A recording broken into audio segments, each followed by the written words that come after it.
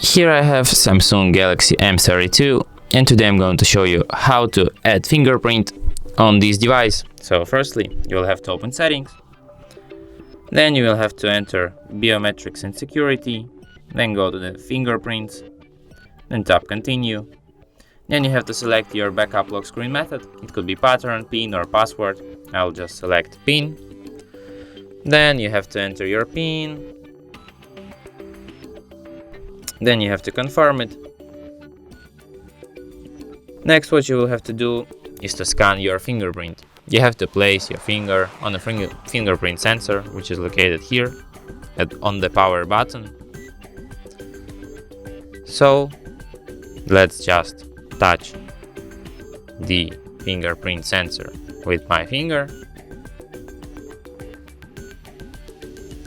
several times until it remembers your fingerprint.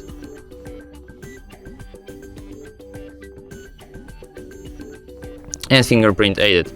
You have to enable this feature, fingerprint unlock, first, and then you can unlock your device with the fingerprint. See now? Now it works.